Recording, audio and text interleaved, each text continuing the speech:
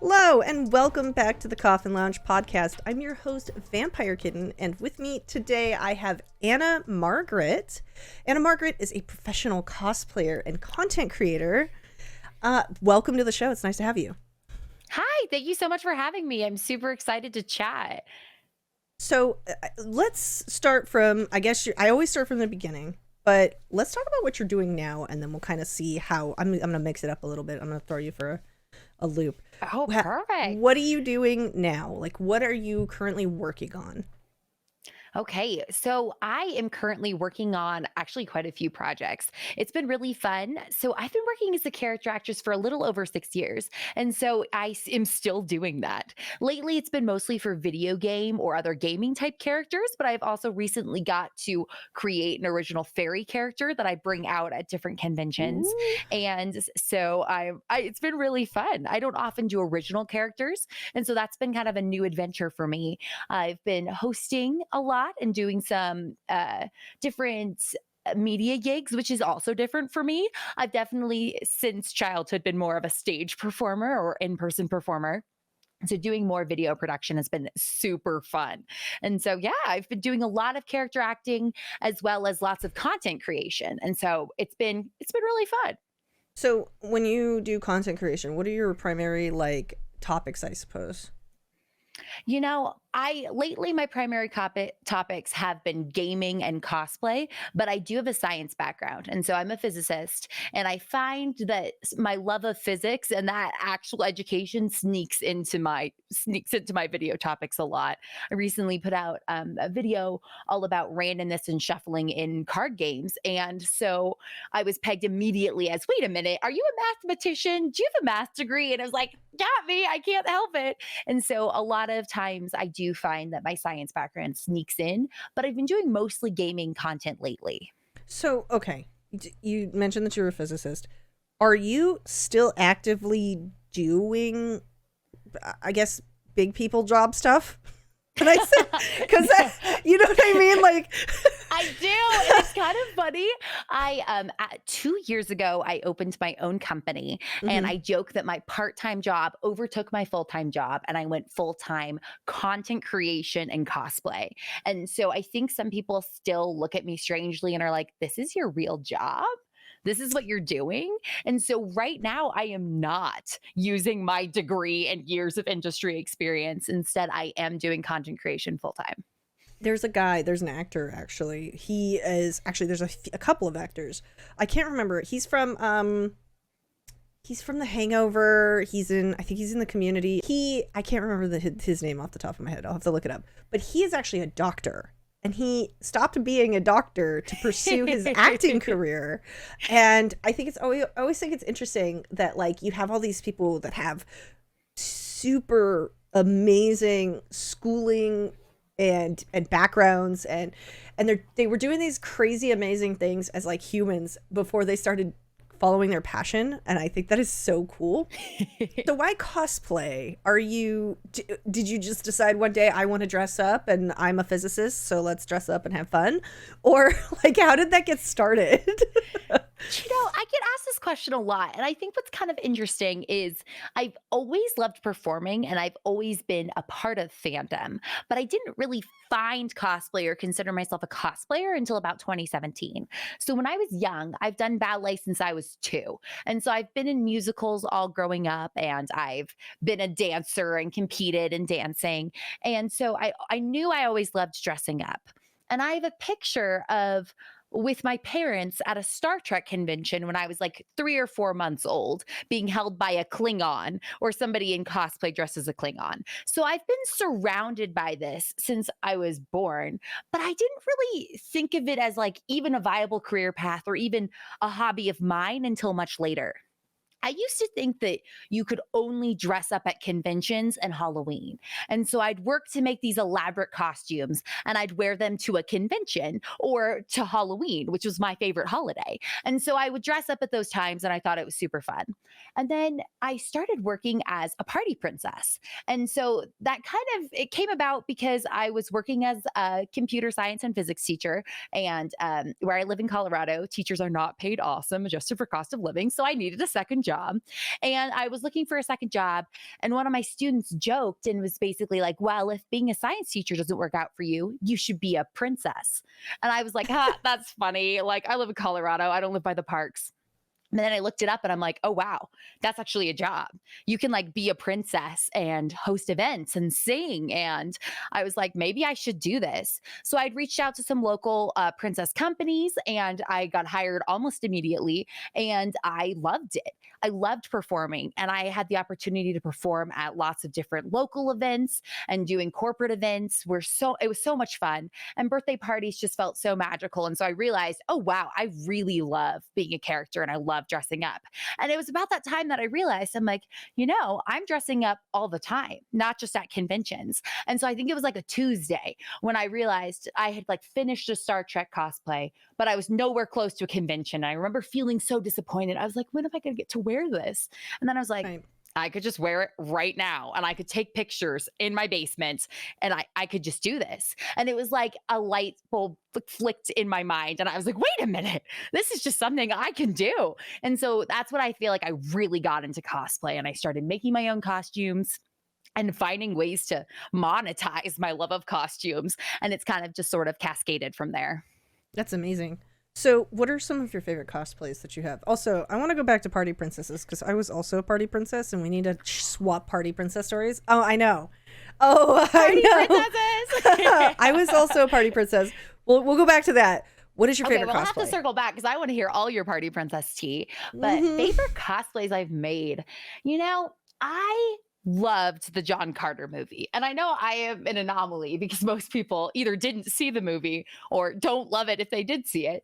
But it's based off of the novel A Princess of Mars, which is something I had read long before. And so I was really excited when John Carter came out and I made Deja Thoris's wedding dress. And it was one of my favorite cosplays. It was such a difficult build. I made so much jewelry. I did so many different like beading techniques and skills, and I love it. I'm pretty sure 3 people recognized me between all the different times I've worn it ever, but it's still a favorite of mine. And so I think that's definitely one of my favorites. Let's see. Another one of my favorite cosplays is Seven of Nine. Okay. I've done a few of her different looks just because Voyager used to be my favorite Star Trek, but it's been usurped by Strange New Worlds. But I still love Voyager and I love Seven of Nine. And then I recently built an Archangel cosplay for Archangel Elspeth, who's a Magic the Gathering character.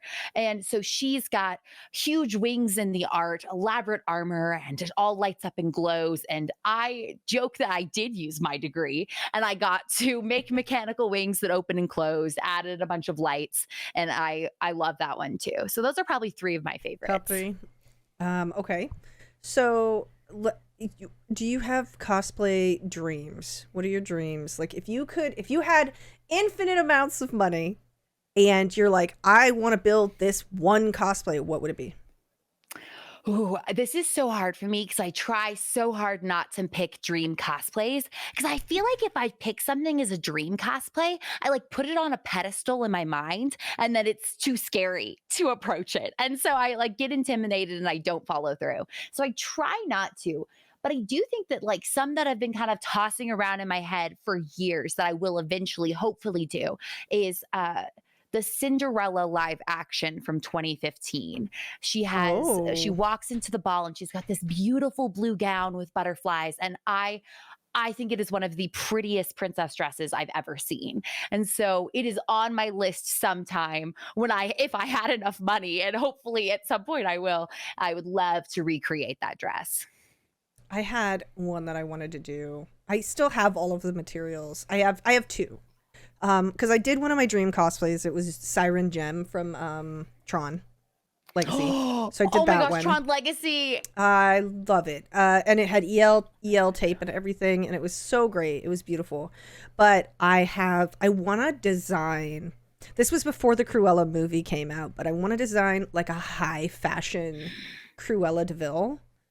So I have all this material that I want to use, and I've just got it in storage because I was like, I will get to it eventually, hopefully. And then Amaterasu, Amy from Okami. I want to do a humanoid version of Amy, the sun goddess. She's like Oh, she's basically a wolf. I don't know. Have you played Okami? I haven't, but that sounds really cool. She's a celestial goddess, and she uses her paintbrush to mend the world from the darkness. And that's kind of like the simplest way to put it. But I love her. I actually have a tattoo of her, and it's all watercolor. So you the whole have to video do the game. cosplay. I have You to. have to do the cosplay. It's on my to-do list. But yeah, so those are probably my dream cosplays. I would like to revisit Blood Rain at some point, but we'll see. It's a very old video game that most people probably don't even recognize anymore, but that's fine. I think it's fine. Cosplay for yourself. You can cosplay whatever character calls to you. What do you think is your favorite cosplay you've made? Oh man, that's hard. I like my original characters the most. I make a lot of original stuff, and I want to say, I have some antlers that I made. It wasn't cosplay, it was for another event, but they are actual antlers, and they start kind of like the back of my head, and they come around, and they're covered in rhinestones, and they're real antlers, and they go into my hair. Probably the best little piece that I've ever made, but I use it with a bunch of original characters, so it's kind of not like, it's not really a cosplay. I'd have to say, character-wise, oh, I don't know. I was superhero Ariel. I did a superhero Ariel, like Little Mermaid costume, and that's probably one of my favorites, because I got to do it with like a ton of friends. We were all superhero princesses at Comic-Con. It was very cute. Those crossover cosplays are always so fun, especially when there's a group that kind of comes together. So let's go back to princesses, because we need to talk about party princessing. Party princessing is a dog-eat-dog cutthroat world of craziness. Did you get that experience too, or was it just me? You know, I have seen that online, and I completely agree with you. I think I was very lucky to be pretty insulated with the company I worked for. I guess I made good friends with the owner, and we were close, and I took on more of a mentorship role to the other people there, and I loved doing training parties. But I will say, I kind of stopped being as active, and I started being more online, especially during the pandemic, and I was shocked by the cattiness and just the competition and I don't know, it's intense. I am so thankful that the company I worked for wasn't like that, but you're totally right. You see it all online and you're like, oh no, oh my gosh, we're all just trying to be fictional characters to make people smile. What's going on? Yeah, so without going into too many details, and I'm not going to name names, I worked for multiple companies. I worked for two. And I was kind of a backup for the secondary company, but my main company was like a good friend of mine. What had happened was I was working at Halloween Adventure as it was just a part-time job. Like I just needed work. So we met through Halloween Adventure, which was, obviously Halloween, seasonal crappy job. One day she comes in and she's like, I need your help. I have a girl who got sick, and I need you to put on this dress, and I need you to go to this event, and I need you to just stand there and look pretty, and I will run the event, but you just need to be this character. And I was like, trial by fire. I was like horrified. First of all, horrified. I was Belle that day, horrified. And she ran the party around me, and it was very cute. And I was like, oh, this is fun. I could totally do this. And so that became my part-time job. Well, another party company that she worked with, intermingled with, this is the drama. She was the meanest woman I have ever met. But she's do you ever meet those people that they pretend to be nice and you can see right through them, and they're just nice but mean? It's almost worse. I'd rather you just said it to my face. Right. So she was awful. The first time I had done a party for her, she said I was too sexy, which I don't think I was. I was completely covered. So she didn't like my makeup. She didn't like my look. She had so many things to say about the way I looked. Oh my gosh. She literally called me fat. And she didn't even provide makeup guides, probably. No. She was awful. She was an awful human being. And I don't know, she's probably still out there somewhere, but She was awful. And we had to work with her so often because she was like the big one in like the area that we lived in. And so she was constantly basically ripping off all of our ideas from my friend's company. Like I had made like magical ponies. I had done all these other things. We did like these cool like they were called party monsters. We had all these ideas and concepts that were brand new to the party industry. And then she started copying all of the stuff instead of hiring us. No. So she copied all of my costumes, and it was so frustrating because I also started doing Monster High, and she's like, that will never work. And then I started doing My Little Pony, and she's like, that'll never work. And then she saw that we were booking, and so she started ripping off my No, I hate it. I hate it too. She was awful. And then she got really petty, and it got to the point where we were doing Make-A-Wish Foundation. Like we were doing like Walk for Wishes every year. And one year we went to go do Walk for Wishes, and they were like, oh, we already hired a princess company. No. Yep. She swooped in, took our Walk for Wishes, our charity event. That is the strangest thing to me. She straight took our charity event and was horrible. She was horrible. I was like, who does that? Who steals a charity event? Like, it's wild to me. She's awful. I'm telling you. I have worked with some people, and she is up there on the list of terrible people that I've worked with. I don't know if you have horror stories. I mean, obviously, I'm sure you probably have birthday party horror stories. I feel very lucky to have few horror stories, but I do have lots of funny or endearing stories. I think like I said, I feel very blessed that I was a little bit insulated, but you do always have those times where you're like, oh man, I forgot all the words. And so it's happened to me twice that I've just, the song was gone. That's okay. I mean, it happens. I will say, if I ever go back to it, I will never be the Easter Bunny again. Oh my gosh, that sounds like an adventure. The people mistreat the Easter Bunny a lot. Kids do. I don't know what it is about the Easter Bunny. Kids do not like the Easter Bunny. And two, I will never do adult appearances again because they get really gross. Really fast. I could see that. Because even I had to stop for gas one time as I think I was the Snow Queen, which is what my company called Elsa. And I remember I stopped for gas, and I remember like getting catcalled multiple times, wanting to like sprint back around into the car. I was like, I'm dressed as a child's character. Like, I don't know what's wrong with you right now, but you're not doing the right thing. I did an Elvira appearance, and I did a Wonder Woman appearance. And that was it. I never again. I was like, I'm never doing this. People are disgusting. I'm not going to go into it, but it's like, I learned my lesson there. If you want an appearance for a character, you can hire somebody else because it's not going to be me. Not me. Right. I feel like one of my party princess horror stories was because of a costuming fiasco. Oh no. So I will share because it's kind of funny now in hindsight, especially now that the company has a much better Sleeping Beauty outfit. But her pink dress, when I started working at this company, was made out of, I want to say, felt. It was horrific. Oh, no. And it was so sweaty. And it had one of the vintage vintage zippers, the style where like the collar is completely sewn around. And so that's how they get the, white part of the collar to stand up straight, but it wouldn't zip or it wouldn't come undone. The zipper was only down the side.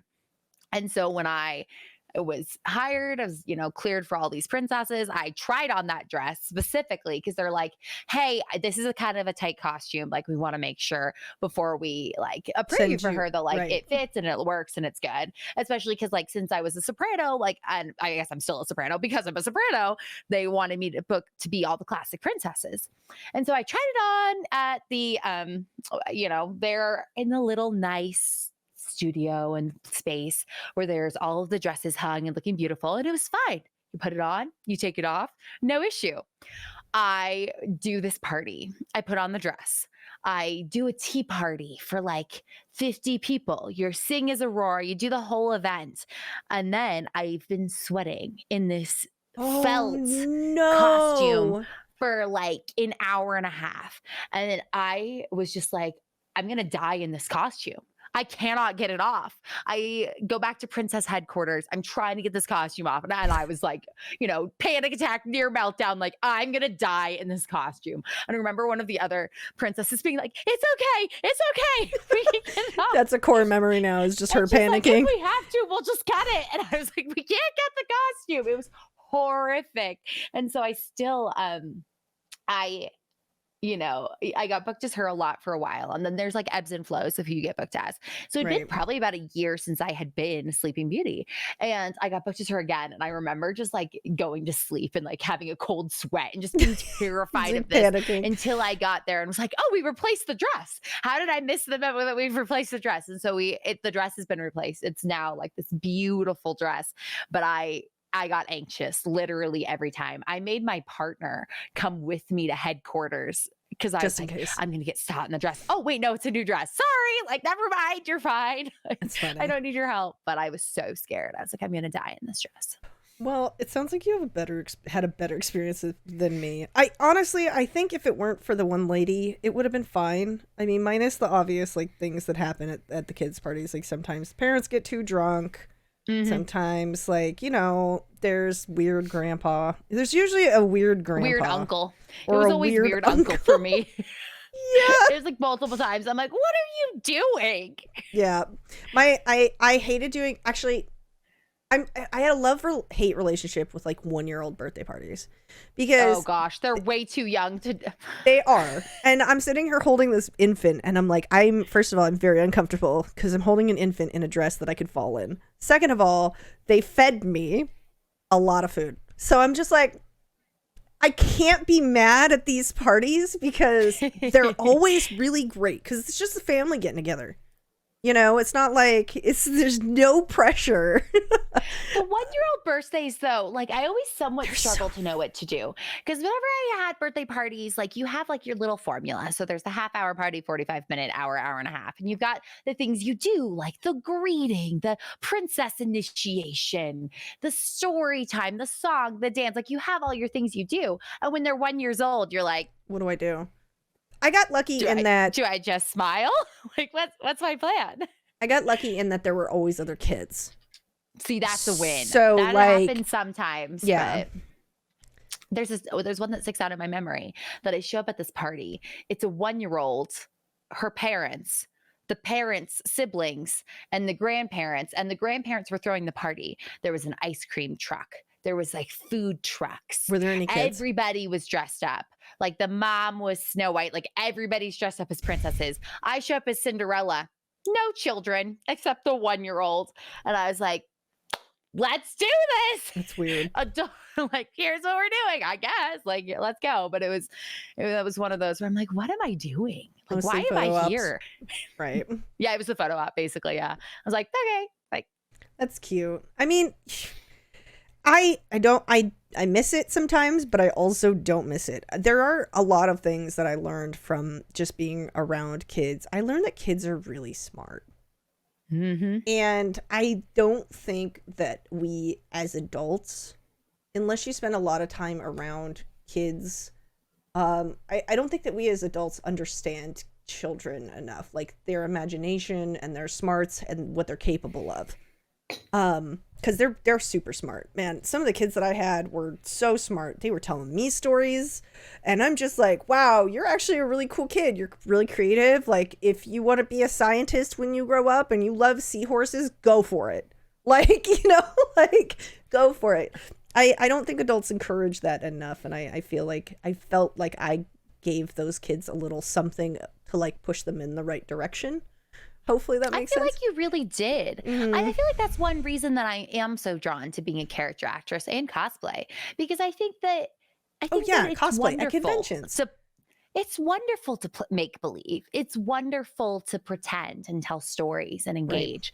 And I love it when kids approach me and want a picture or I can chat with them. And I think that we sometimes we sometimes force kids to grow up so quickly. And I Hmm. know that like there's times when I'm dressed in cosplay and you're slightly outside the beaten path of what you're doing, or like I'm doing a photo shoot in a more public space. There's always the people that are like, grow up, or what are you doing? You're an adult. And I feel like that mindset is so toxic. Like, why do you need to grow out of make believe? Why do you need to grow out of fantasy and playing dress up? There's nothing wrong with those things. And I think that we sometimes make kids and teenagers feel bad for their interests. Right. And so I think that that's one thing I'm happy to be like, nope, this is great. This is my job. Like, Hmm. you see, I me here with these photographers, like this is my job. Like, I'm sorry that you're so unhappy with your job that you feel the need to judge mine, but I really love what I'm doing.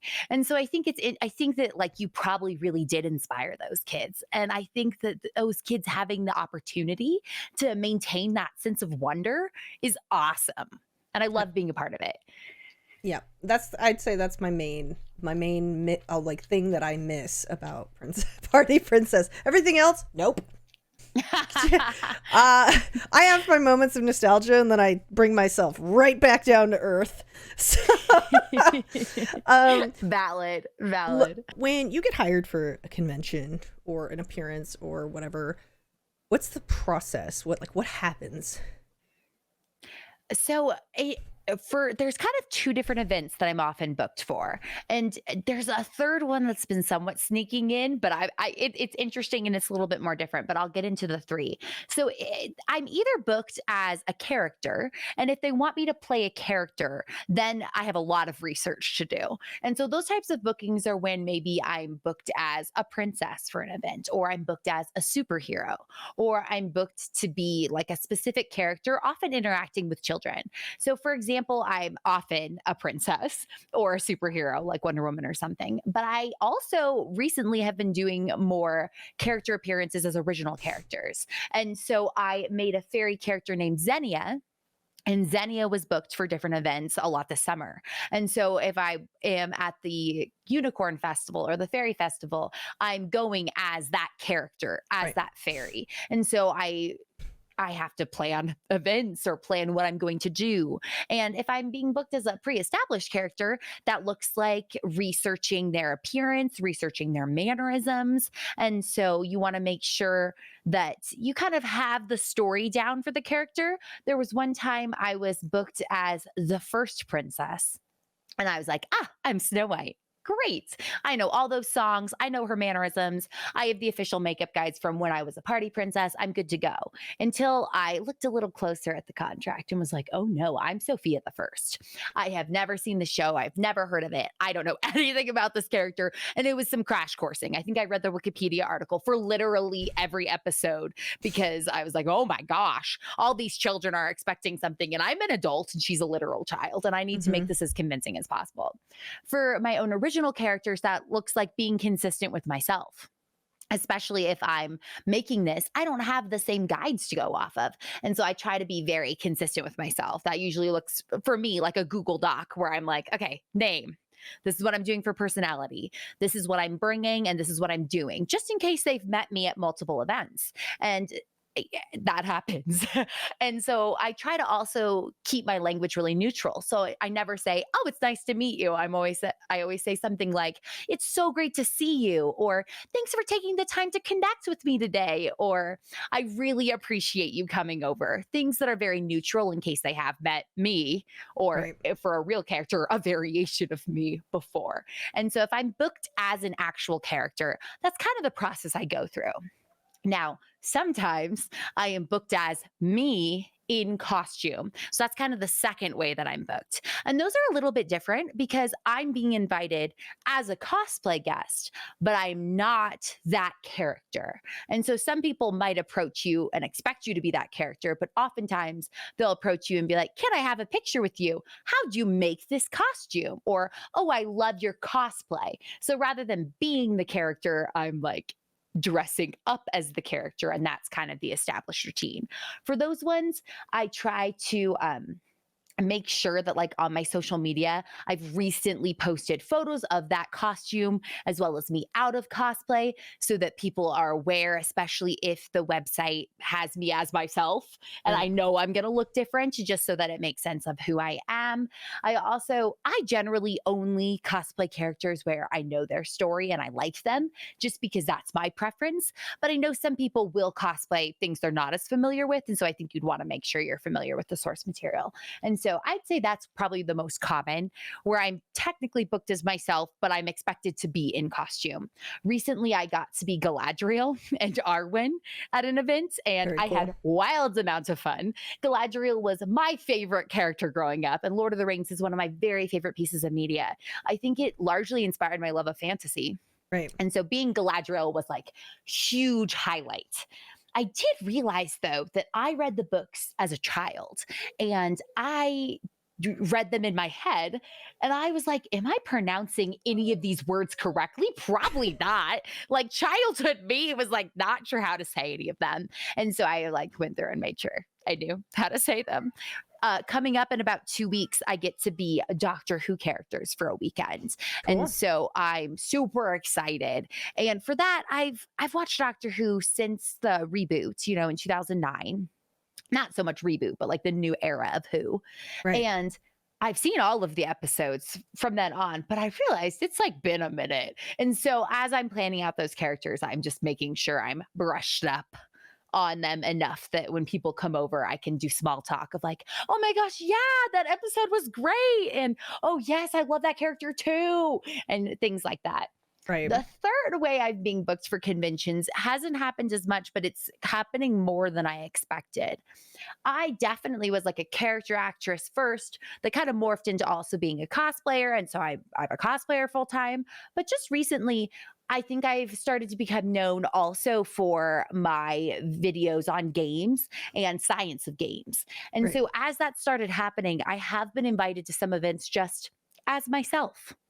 Or How's that? recently, Do you- it's what's it? bizarre. I know. I was about to say. So first of all, you are coming as you, normal clothes, no extra bags for costumes. Yeah. And It's crazy. you're like, well, I guess I'm just gonna talk to people like normal.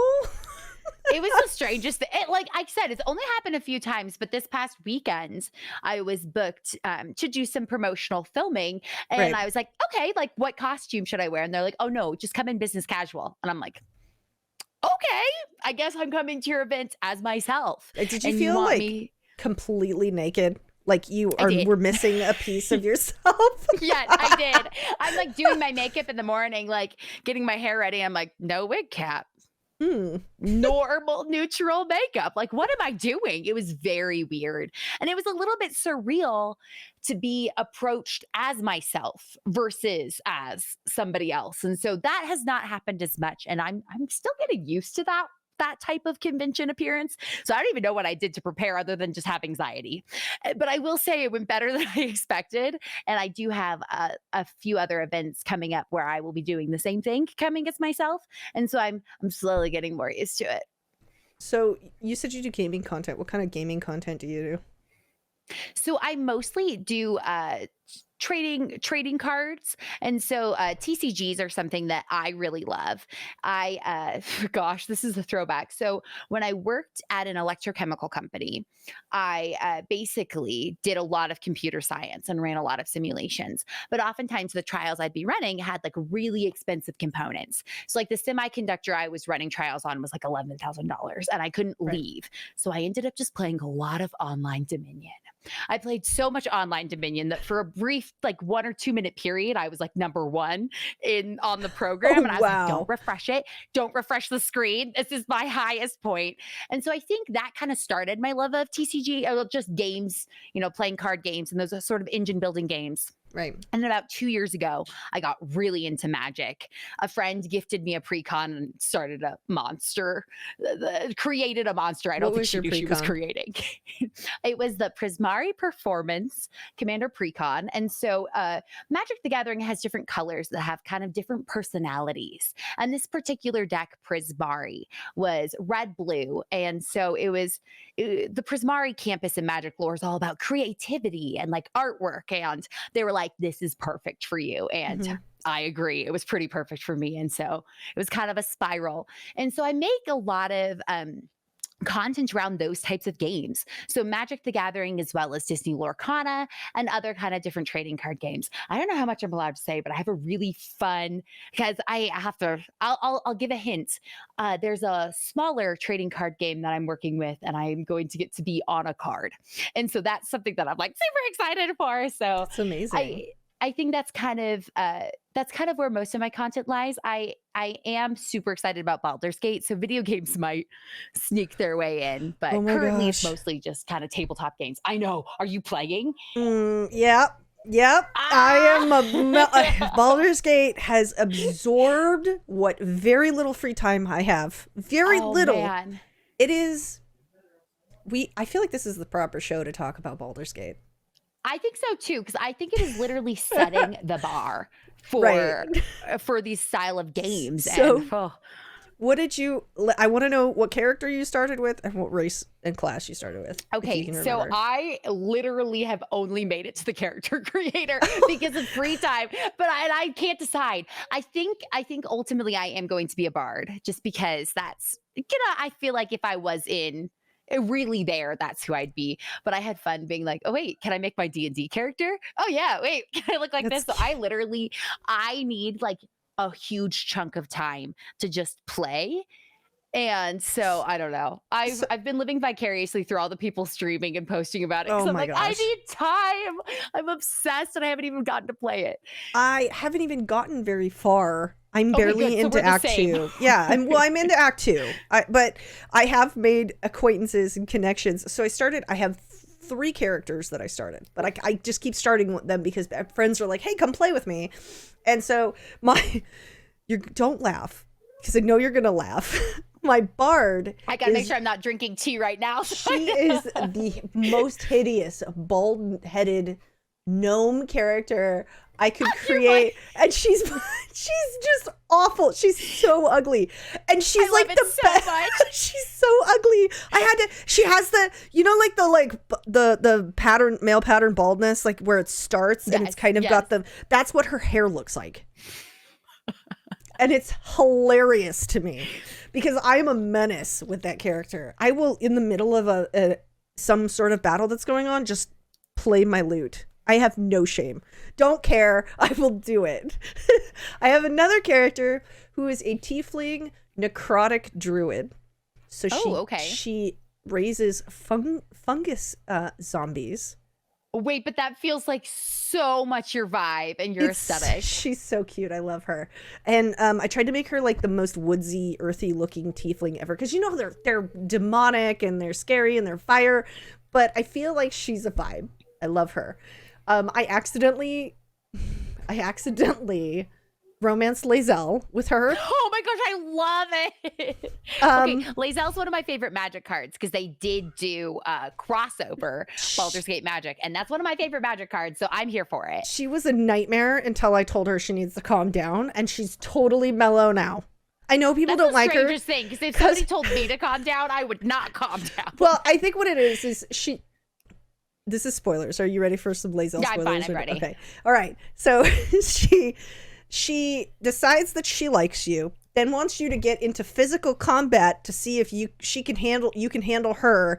Then you guys do it, and then you guys fight some more. And then I told her I would like actual love, and she goes, "Okay, if that's what you want, you've earned it." And I'm like, "Cool. This is where we're at now." It's a good place to be. It's a good place because then I don't have to mess. And then everyone else in camp wanted to be with me after that. So like now I'm with Will. That character, she's with everybody. Let me tell you, it's bad.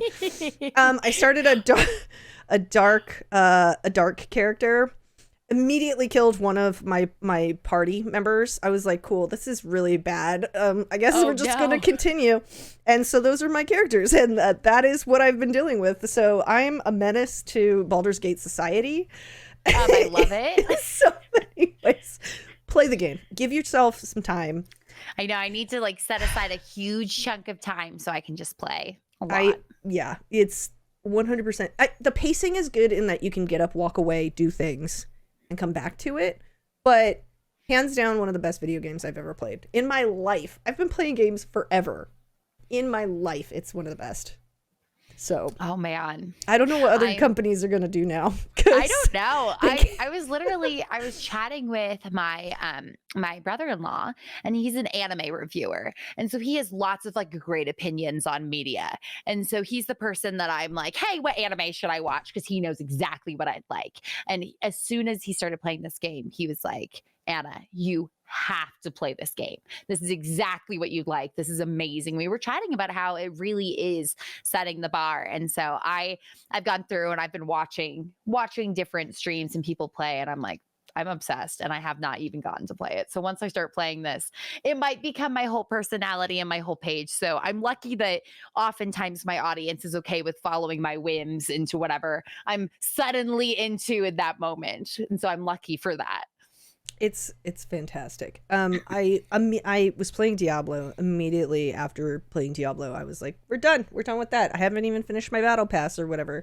We're gonna move on. Baldur's Gate, and the Baldur's Gate memes are so good. Also, if you get a chance, and this is to my listeners and viewers as well, go watch the Larian D&D one shot that all of the characters are playing their own characters. It's hilarious. I mean, it's like 3 hours of bullying Gale. By Mark Holmes? Is that DM'd by Mark Holmes, I believe? I think so. Such a talented GM. It is so good. Go watch it. You're doing yourself a disservice if you're not listening to it at the very least. It is so funny. But yeah, it just seems it's amazing. I'm so glad that we have this world now that we're all kind of obsessed with at the same time. Yes. Because even people that aren't playing when it, Animal Crossing was a thing. Oh, I know. Everybody. Still is a thing.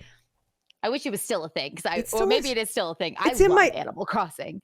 I do unhinged Animal Crossing builds, like on my. I just built. Wait, I'm interested. I just recreated. I haven't posted it yet. It hasn't been released. But I just recreated 2 of the bedrooms in What We Do in the Shadows. On Animal Crossing? Yeah, so I did Colin's room and I did Nandor's room. Just refreshing your page till they show up. So I'm gonna have to. I will tell everybody when those go live. But it killed me to do those. I was like, we're just doing more of these now. But yeah, it's very, very good. Animal Crossing never left. I'm part of this Animal Crossing After Dark group on Facebook, and it's a bunch of adults doing naughty Animal Crossing builds. No, I don't think I've been that one. I was in a lot of Animal Crossing Facebook groups. I don't even know which ones I'm in anymore. They're so good. But I actually, so I was super, super into Animal Crossing. And then around I don't even know when I got into it, but there's another game. It's an indie game called Cozy Grove. And I don't think I've heard of that. Cozy Grove. Basically, you're a spirit scout. And so you're helping all of these spirits that are bears on the island kind of find their memories and like find peace. And unlike Animal Crossing, where you're really clearing the island and like building it and making it, more aesthetic, in Cozy Grove, as you return their memories to them and you kind of do the different tasks, it becomes more and more cluttered. Their items go from like kind of hazy to like you see all of their stuff in their items, and I just love it. And that's so I've actually cute. I don't know. I've been so into this game that like anytime people are like, "Oh, gaming recommendations on Twitter," I'm like, Cozy Grove. To the fact where they DM'd me, they're like, "Thanks so much for like promoting our game." I was like, "Got you. It's so good." When I bought it, it was like $5 on the Switch store. So like, I will definitely check it out. Oh, it's on Switch. It's a mobile game too. Perfect. Yeah, Switch and mobile, I think. But no, I love it. So that one, I still play that one a lot. I love that one. Okay, I'll definitely check that one out. So you're a big time gamer. Do you play? What else do you play? I am really into Pokemon.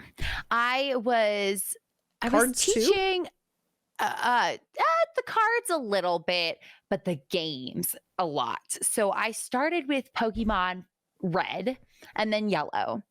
And then I have played at least one of the games in every generation since then. And I don't have all of the Pokemon from the latest game, but up until the latest game, I have a living Pokédex of every single Pokemon, including like the regional exclusives in Japan or like all of the like promotional Pokemon.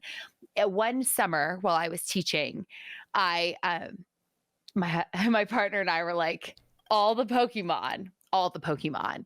And so I was super into grinding like the battle tree, and I bred like the perfect stats shiny Pokemon. I was really into it. I still am into it, but I feel like I have a more healthy at the moment relationship with it, where I like play So, sometimes and I love it. So so Pokemon is definitely one. I love that you just said that your Pokemon relationship is now healthy, whereas before it was unhealthy. I would say we borderlined on like that obsessive relationship where, like you're both Oh, good for each other, but maybe you're a little bit too much for each other. And I was, we were maybe a little too much for each other. But no, I still absolutely love it.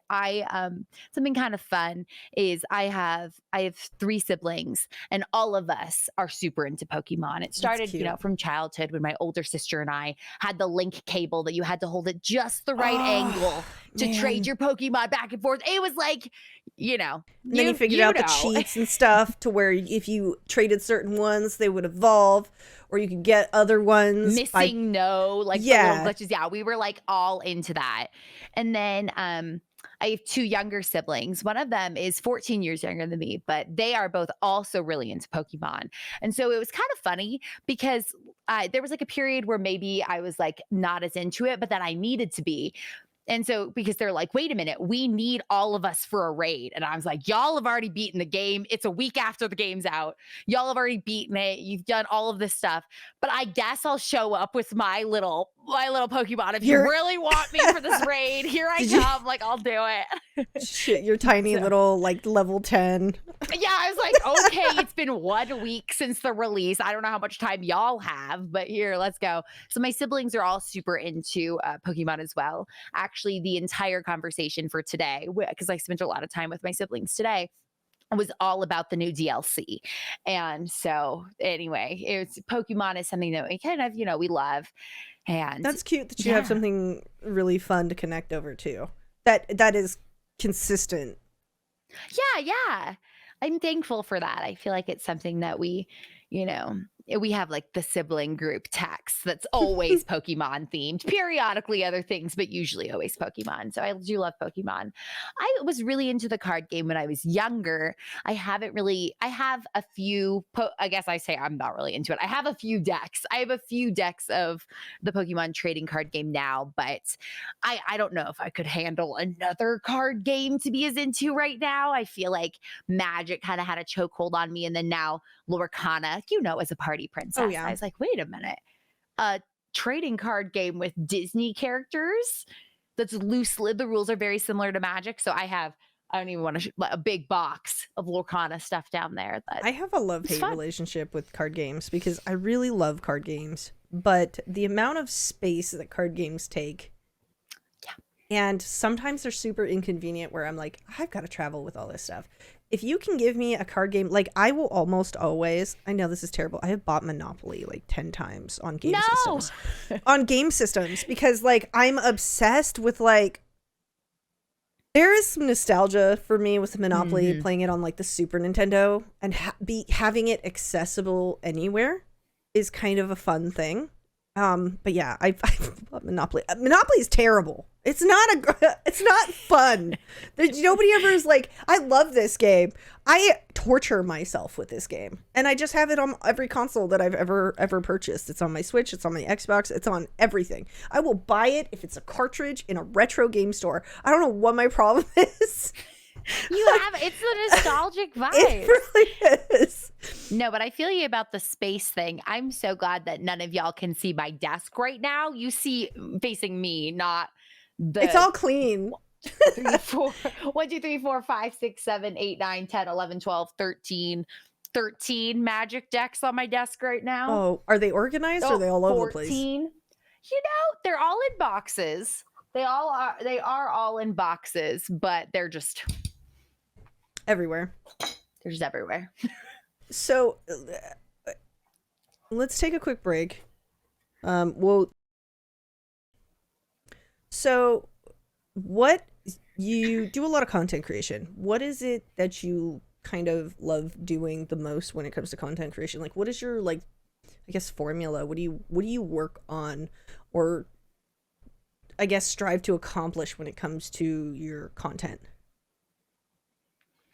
I feel like so many of the conversations around content are about how to make content do well or how to make content for the algorithm or for success. And I find that if I try to chase that, I'm not as happy.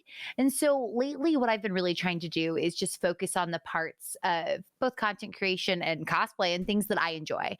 For example, I realized like in cosplay is basically like a combination of so many different hobbies. You've got makeup and like body paint and kind of that SFX makeup, but you also have sewing or like crafting or photography and videography. And I realized that I really enjoy videography and photography and I love editing. And I think that's kind of why I've really enjoyed making video content as well. And I think that I try to chase the things that I enjoy because I do think that like authentic excitement comes across. And so I often try to chase things that I'm interested in and create costumes and content that inspire me. I do think though that like money is important to survive. And so I also like balance that by, trying to accept opportunities that I am passionate about. Like I recently got to do some sponsored videos for like Lord of the Rings topics. And like I said, that's something I'm hugely passionate about. And I feel like that comes across in my excitement. And so I think that that's kind of what I try to focus on. Like I think that, you can't please everybody. And that's something that I have struggled with content creation, that for as many people that like the post or enjoy your post, there's the fraction of people that will never like your content. And I think that used to eat at me more. But I realized that if I like it, I'm not as bothered by the people who don't enjoy what I'm making. Right. I feel that there's a balance that you need to find in both dealing with an algorithm and gaining popularity in so you can do the things that you want to do, but you also Yeah. but you Yeah. also need to not lose yourself in the process. Mhm. I So try to think of it as like there's three different types of content. There's content that grows your brand, there's content that makes you money, and there's content that grows your popularity. And right. I think that you have to kind of balance the ratio that you're doing these posts just to keep your sanity and be happy. Like obviously you need to do posts and content that makes you money, but I think that should be balanced by content that grows your brand or feel like is what you want to make or that's authentic to you, kind of partnered with that stuff that has the potential to maybe go viral or to grow your audience. And so I think that like I try to think of it as this kind of three categories, and I don't want to lean too hard in any direction. I don't want to feel like I'm just a like only doing You're sponsored posts, yeah. but I want to kind of have that balance and find that balance. So that's kind of the approach I take when making my content. Okay. Yeah, so, and I know just doing a sponsored post or whatever, there was always going to be the people that are like, oh, well, you're selling out rather than actually like doing what you love to do versus posting something that you love to do versus posting something that you're like, I didn't really like this, but I know that it's going to get views. I try to So, make even the ads that I'm doing or the sponsors posts I'm doing fun and kind of more, I don't know, on more brand. interesting. Yeah, whether that's being in costume or making it into a funny skit. I don't know. I think sometimes that works. And so it's something fun that I Definitely. can do to make it more interesting. I think that it is important that we as artists and content creators and what have you don't get absorbed by the algorithm. Like it's really hard to chase it, but at the same time, like I'm trying very hard. Like I've done things that I'm like, okay, this grows my channel, but I hate doing those things. Like I don't want to do those things forever. If I can get to a certain point of growth, I will be able to do the things that I want to do versus the things that I don't want to. So it's hard. I mean, people don't I realize agree. that. I think that's really hard because numbers just matter so much. And I wish they didn't. I wish I could just not care. But like, you're right. Opportunities can often feel locked behind numbers. Right. And at the end of the day, I don't think people realize how difficult it is to be earning a living as not only a content creator, because it looks magical to so many people. They're like, I want to be a YouTuber. I want to be a streamer. I want to be this. I want to be that. It's long nights. It's lots of editing. It's lots of unpaid time. And it's Yeah. really a commitment. Like, it really is. It's funny when like I think about like a 45-second sponsored post.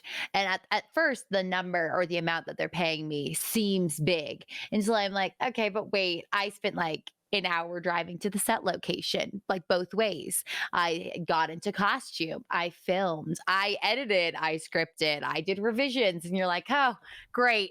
Like this is a lot behind the scenes. And I think that like I know some people do a really great or their brand might be sharing a lot of the behind the scenes. And I realized, especially, and it might have been just coming from being a party princess, I was really only showing the final product, the polished product for so long that I was like, I have built up this illusion that I just make it happen magically. And it's funny. I agree with you. People don't often see the other side. If you can take that opportunity to also make the other side content, you got two birds with one stone. You literally, if you can unlock the magic, the ingredients of like using all of these different aspects of the things that you have to do and making content out of that as well, then you're winning for sure. Yes. Yes, I agree.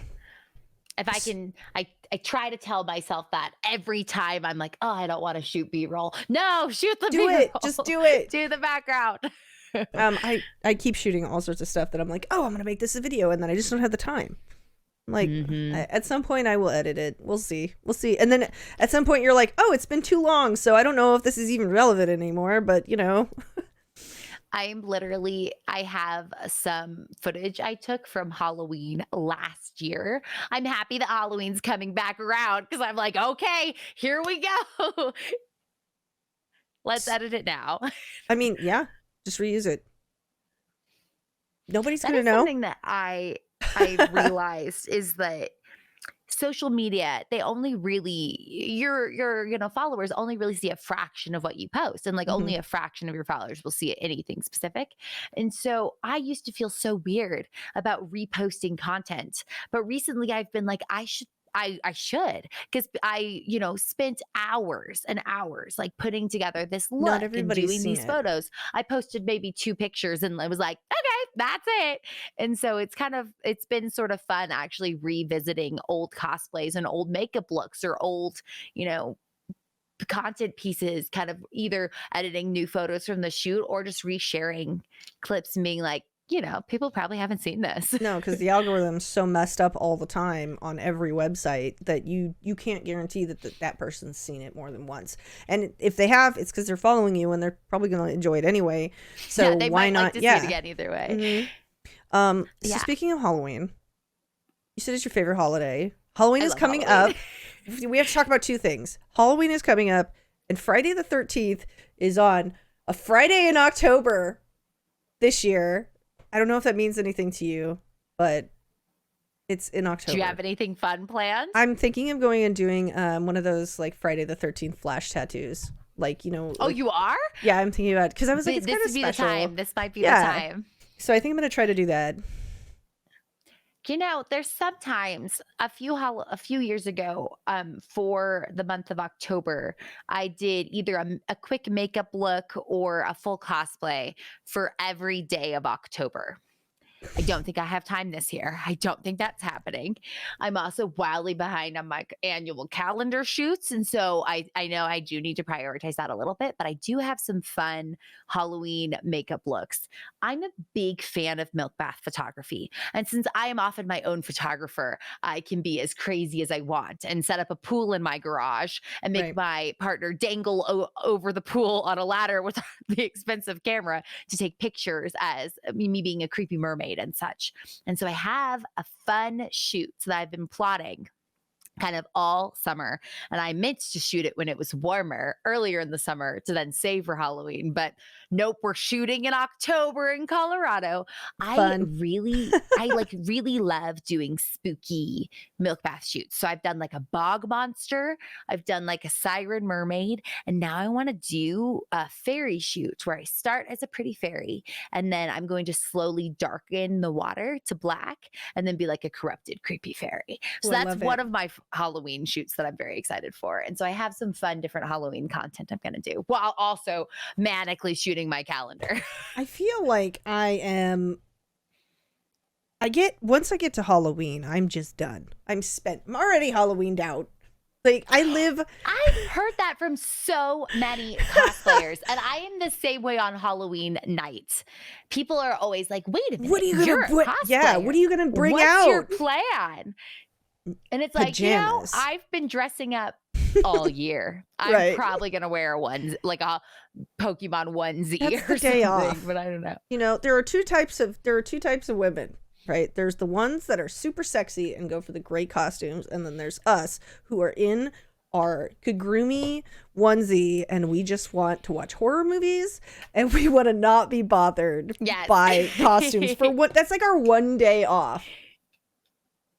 I agree. I agree. Yeah. I'll do the whole rest of the month and then I won't dress up on Right. Halloween. You don't need Although to. last year I was at a convention for Halloween, and How so was I that? was dressed up. I was a cosplayer at a convention, so I did dress It was up. work. But it was more work. This year I decided not to work a convention that reached out to me over Halloween. And so I probably will be at home watching scary movies. Do you get trick-or-treaters? I almost did.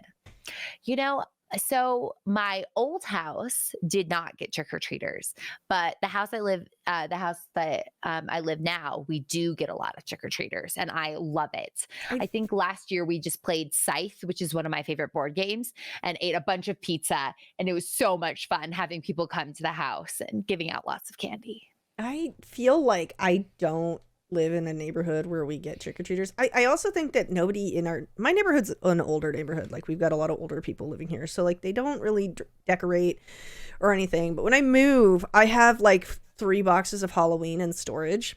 I collect bone animals. You know, the weird, stupid ones? Yes. They're my know favorite because they're so stupid. And they make me laugh because octopuses don't have bones, but no. On Halloween they do. So no, okay, we're gonna go off on a tangent, but those, I love it. Like, incorrect science things, They're especially so geared funny. towards children. I don't know. I watched an interview that showed a bunch of people graduating from Harvard that didn't know why we had seasons. And then now when I see like kids shows like Mickey Mouse Clubhouse misrepresenting why we have seasons, I'm like, it all starts here. Science misconceptions that are initiated as children are perpetuated through adulthood. And we have people that don't understand. So anyway. I collect those stupid animals because they are stupid. Okay, but you're doing it as a meme. It's hilarious. They're so dumb. None of them make sense. Like they don't make sense. And I think it's hilarious. Like they're so funny. So now I just have a ton of bone animals like in storage that just don't make sense. And I'm excited. You need a bone animal shoot. You need to set them all up aesthetically. I know. You know what I should do? I should I want a 12-foot skeleton, like really bad. Oh my gosh, I saw those. People like dress them up. I feel like one of my neighbors, I want to say they already pulled it out, but like I've seen them everywhere. They're amazing. I think that if I got like, I think I'd get one of those and do something like he's the zookeeper. Like I feel like he would be with all the stupid, ugly animals. That's it. That's the plan. So yeah, but I've been collecting these guys for years. Some of them are animatronic. Some of them light up. Some of them are. They don't need to be existing. A lot of them, but you know, it's my job to take them home and love them for who they are. Okay. I'm sorry. I know I'm talking to you as like a science-minded person about my dumb animal collection. Good news is though, bio's not me. I'm definitely physics and yeah, but but I took still. one semester of AP Bio and then somehow managed to do so like well enough on the AP test to get high school and college credit for my one Oh, semester of AP nice. Bio. It's the only bio I've ever taken. I've taken a lot of physics, chemistry, and math though, but no bio. I guess Nah. we can be wrong about it. I don't know. Oh well. Whatever. Halloween. I'm a part of this group called Wild Memes and Ecological Dreams or something like that on Facebook. No. And literally, I can only imagine what gets posted. it's people there. posting memes of like birds and seals and stuff. It's, to any normal person, they would not be hilarious. To me, they're like animal dad jokes. They're so funny. But every year they're like, oh, hey, it's messed up animal season, because, and then it's always like a picture of like the skeleton animals like in Michael's or Joanne's or something. It just cracks me up. But yeah, I'm a big animal person. Like, I don't know. I couldn't do science though. I mean, science is cool. I just think it's very tedious. So what you do is incredible to me. Like, you're probably like a superhero somewhere to someone. No, I'm serious. You're like a superhero. I think that like it is kind of surreal. It makes me feel a little old, but many of my former students have now graduated college. Oh, wow. And it is really endearing how many reach back out to me and are like, I'm a computer scientist now because of your class, or like, I went into physics because of your class, or, and things like that, that I'm like, oh, I'm so touched. And so I do feel like, I don't know. But I think that like on a much smaller scale, that's one reason why I continue to love to volunteer and do events with kids and with children, because I do think that, it's fulfilling and I like doing it. Going back to what we talked about earlier, it just sort of seems like you can kind of push them in a little bit of a direction that they maybe wouldn't necessarily get at home. Mm-hmm. So, yeah. Since now we've started from the very end and we are going to the beginning, what made you go into physics? Like, I have to know. Oh, I can tell you this because I am a third generation physicist. My father actually has an equation named after him, and he Whoa. found the mass of the Milky Way. He's also a superhero. He's like, oh my gosh, that's incredible. In all ways. I recently, like very recently, agreed to go to a charity gala, and I was going to bring a new cosplay. And I also had to do a sponsored stream. So I'm doing the sponsored stream. I finish and I'm like, I have 4 hours until this charity gala and I have not started the costume. So what do? I call my father, who lives like 10 minutes from me, who works from home, but is an astrophysicist. And I'm like, hey, if I buy you lunch, will you help me make a costume? I'm so lucky that I never questioned that I would just have support. And I think that started from me being like, I need a chess team. And my dad's like, okay, leaves work at lunch to come coach my chess team. Or I did robotics all through school. And so I think I was exposed to physics, obviously from a very young age. I would sit in on my dad's college courses that he taught, and he would always give me all the answers. So the college students would want to sit by me as a little 8-year-old because I had all the answers because I had already gone through it. I got to help open the dome at the observatory and help do research. And so there was a pivotal moment when I was in high school. And I had been dancing since I was 2. I'd been really heavily involved in theater. I loved to sing. And part of me really wanted to like try to make it on Broadway or go and like really try to pursue that kind of musical theater direction. And about that time, I was also running my high school robotics team, coaching 2 middle school teams, and I had started 2 elementary school teams as well. So I was very involved in robotics, and I was vice president of the math club, like, doing all the kind of doing both things. Mm-hmm. I was that person who was on the cheerleading team and then goes to the robotics event in the cheer uniform because they were on the same day. And, that was me in high school, just that crazy person. And I remember like not totally sure what direction and what I was going to do. And then ultimately a scholarship kind of pushed me to be like, okay, no, I've got a good scholarship. I'm going to go to college. And so I just copied my dad. And I was like, okay, physics, this is what I'm doing. And I actually thought I wanted to do astrophysics just like him. until I accepted a research position at the Air Force Academy for a summer doing astronomy research. And I was like, oh no, I cannot be by myself. I am too chatty. I am too social. Being here all night doing research is not what I want to do. So I pivoted a little bit and I tried quantum research, and that was fun. I liked doing theoretical quantum research. I did like recently I did a YouTube video talking about how opening packs of trading card games feels a bit like Schrodinger's like cat, or like that Schrodinger's pack, Right. because it might be worth more sealed than it is open. And so I was talking about this, and people in my comments were like, oh wow, like I feel like I actually learned more about quantum in the intro of your video than anything. And I'm like, well, more qualified to teach you about that than anything else in this video. But so what happened was I was doing physical chemistry research, and my research advisor got into a car crash. He was riding his bike and got hit by a car. And so I took over the contract and for the company, for the electrochemical company. And so then I ended up doing a lot of physical chemistry research. And I love it. I love math.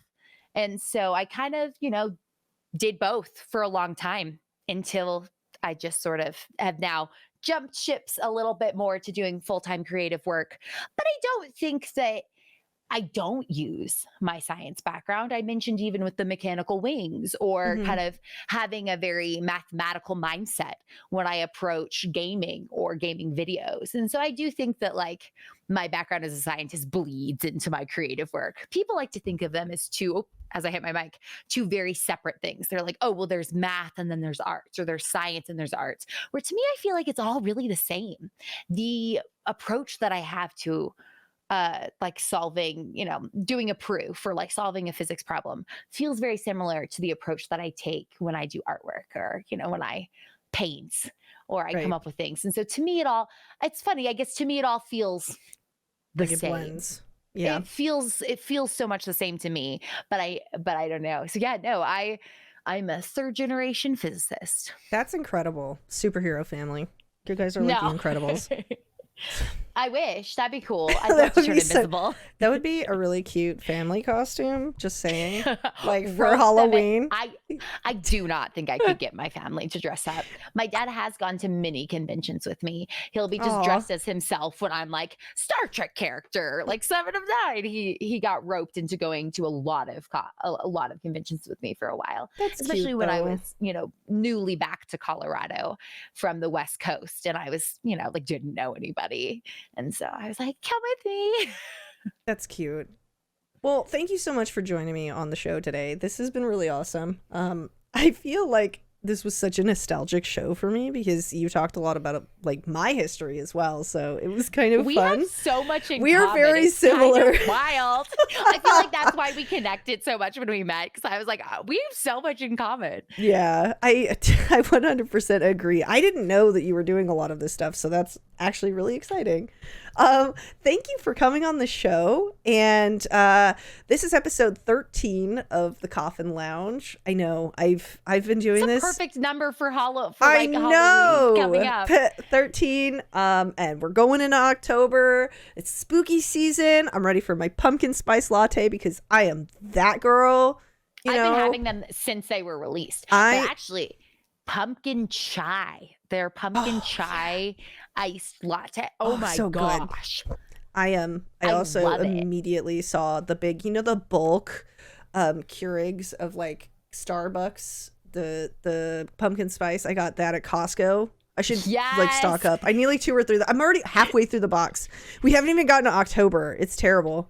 It's not terrible. It's amazing. I'm like, we need to enjoy things and enjoy life, and fall's the best. It is. And I'm over the bugs. I'm ready for the bug apocalypse. Oh gosh, because they need to go. That's one thing I love about Colorado. We do not have crazy bugs. I miss the West Coast. Thank God. Yeah. Oh, story time. Totally random. Yesterday, this is before we end. I'm just gonna leave everyone with this little tidbit. There was a wasp. Let's end with the story. There was a wasp, and it was at least 2 or 3 inches, probably 2 inches long. It was black. It was that should huge, not be allowed. Ginormous. It was in our bedroom. And so my partner had hunted it for like 2 hours. It went somewhere. We don't know where. Stop. You have to burn the whole place down. I feel like said, that's this the room is only dead to explanation. us. I closed the door. I said, we are no longer living in this room. We are sleeping on the couch together. That's it. Yeah. Yeah, that's it. You, like I said, you got to burn it down. So now it is somewhere lost in our bedroom. Don't know where it's at. It's been there since last night. And I was terrified, paranoid, and slept like crap because I'm like, I'm going to die tonight. Like, this is how I go. Not the same. Honestly, I feel like that is way worse because a 2-inch awful. bug. Oh my gosh. My old house used to have well windows, and one time there were grates over the well windows. Yeah. But a baby bunny fell through the grate, and we're like, we have to save it. How? So we try to open the window to save the baby bunny, and it jumps and was loose in the house, hiding in the room. And I was like, we have to Awful. move out. It's lives here now. It's our new pet.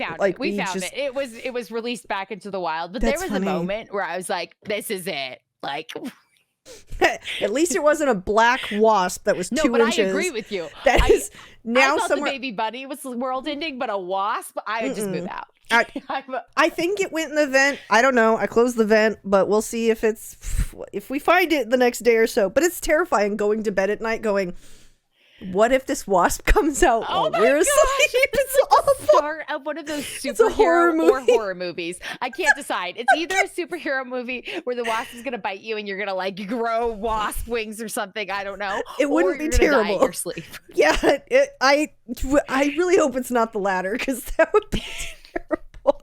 Anyway, thank you for coming on the show today. I'm going to just leave you with that story, the terrible story. That hopefully there's a 14th episode and this wasp doesn't just end the series now. Oh my gosh.